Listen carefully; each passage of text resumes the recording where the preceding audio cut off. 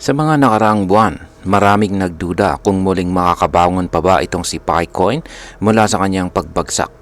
Pero heto na nga, ayon sa mga bagong technical indicators at saka update mismo mula sa Pi Network, may posibilidad na tumaas itong si Picoin ng hanggang 50%. Oo, posibleng umabot po siya sa halos 0.96 or 96 cents na presyo.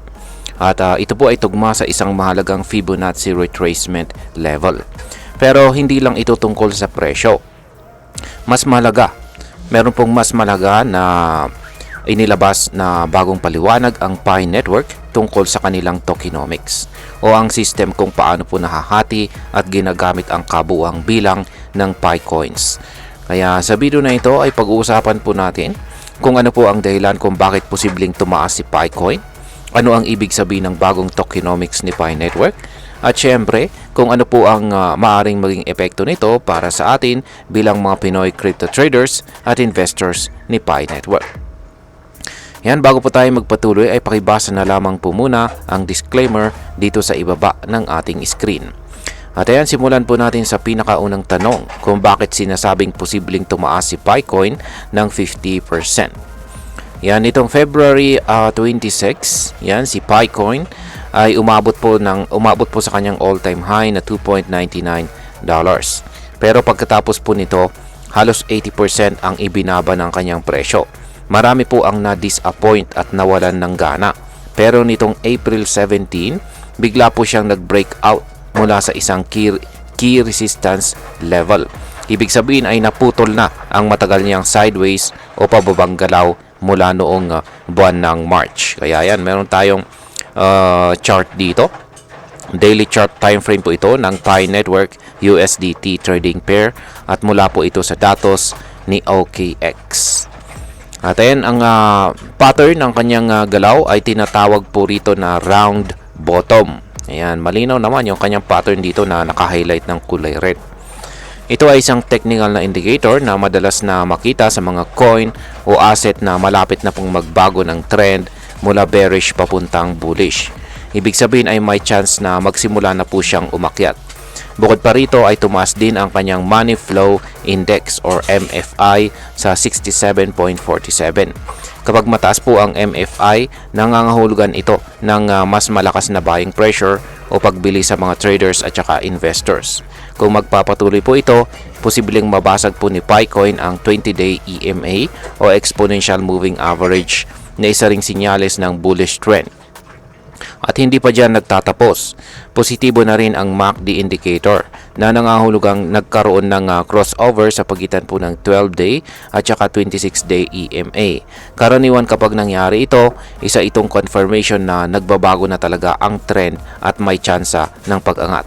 Kapag lahat ng ito ay nagtuloy-tuloy, maaaring tumaas po si Picoin ng hanggang 50% at magdadala ito sa kanyang presyo sa 0.96 or 96 cents, almost $1 na. Yan.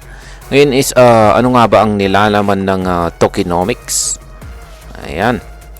Hindi lang kasi presyo ang mahalaga dito. Isa po sa pinakamalaking development ngayon ay ang pagpapaliwanag ng Pi Network sa kanilang tokenomics. Mula po noong taong 2021 sa kanilang white paper, nakasaad na ang maximum supply ng Picoin ay 100 billion tokens. Pero paano nga ba ito nahati-hati? Ayan. Ganito po base sa kanilang tokenomics ay hinahati po nila sa ganitong paraan. 65% ay para sa community mining. Ito ang mga Pi na nakukuha natin sa pagmimina gamit ang Pi app.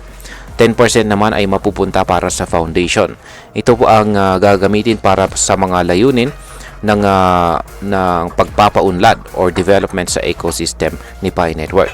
5% naman ay mapupunta sa liquidity para masigurong may sapat na supply ang Picoin na umiikot sa market. 20% naman ay para sa Picore team. Ito ang team na nasa likod ng project at siyang nagdi-develop sa buong Pi Network. Ang maganda po rito ay proportional ang adjustments. Ibig sabihin ay habang lumilipat po ang mga users mula sa testnet papunta sa mainnet, nananatiling pareho ang ratio ng mga allocations na ito. Isa itong sinyalis na transparent po ang system at may maayos po silang plano dito kay Pi Network sa pangmatagalang panahon. Ngayon is paano naman kung magpapatuloy ang momentum? Siyempre, hindi lahat ay puro good news. Ayon sa mga analyst, kung mawalan po ng momentum o humina ang buying pressure, posibleng bumalik po ang presyo ni Picoin sa presyong 0.40. Kaya kahit may positibong galaw sa ngayon, kailangan pa rin ng caution o pag-iingat sa pag-trade. Ang crypto market ay kilala po sa pagiging volatile o pabago-bago, kaya hindi po sapat na umasa lang sa mga indicators. Dapat ay patuloy pa rin po tayong magbasa, mag-research at saka mag-obserba sa mga developments. Ngayon is pag-usapan na po natin ang posibleng maging epekto nito para sa atin bilang mga Pinoy crypto traders at investors ni Picoin. Para sa atin bilang mga Pinoy na matagal na pong nagmimina ng Picoin gamit ang app, ito ay isang matinding development. Sa wakas, unti-unti nang binubuksan ng Pi Network ang posibilidad na maging tunay na ginagamit na coin sa real market itong si Picoin. Ang posibleng pagtaas po ng presyo ay magandang balita para sa mga nakapag-ipon ng Picoin ng maaga. Pero tandaan natin, kahit tumas pa ang presyo, kung hindi pa rin po available sa full trading sa mga kilalang exchanges, limitado pa rin ang galaw ng asset na ito. Gayunpaman, ang malinaw at transparent na tokenomics model ay nagbibigay po ng kumpiyansa sa mga investors. Hindi ito basta-basta ang project lang na walang direksyon. May plano, may structure at saka may potential. Bilang panghuli ay ano naman ang aking masasabi tungkol dito? Sa totoo lang ay matagal ko nang tinitignan si Picoin bilang isang experimental at saka visionary na project. Hindi siya kagaya ng ibang coin na biglaan lang sumusulpot.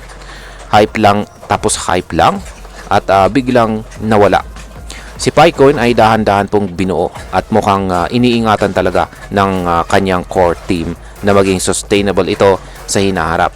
Ang 50% rally na sinasabi ng mga indicators ay maaring mangyari. Pero para sa akin, ang mas mahalaga ay ang paglalabas ng malinaw na tokenomics. Ibig sabihin ay seryoso po si Pi Network sa pagiging long-term na project. At para sa atin dito sa Pilipinas, lalo na sa mga taong umaasa sa crypto bilang dagdag na income o investment, ito ay magandang opportunity basta't alam natin ang risk. Basta't maging matalino lang tayo sa pag-obserba at huwag po tayong pumasok sa hype ng hindi nagre-research. May chance po talaga na makinabang tayo sa future ni Picoin. At kung sakaling mangyari nga ang 50% na pagtaas, malaking tulong po ito para sa mga matagal nang naniniwala at naghihintay. At ayan, hanggang dito na lamang po tayo sa video na ito mga ka-crypto. Marami pong salamat sa panonood. Ingat po tayo lagi at God bless po sa ating lahat.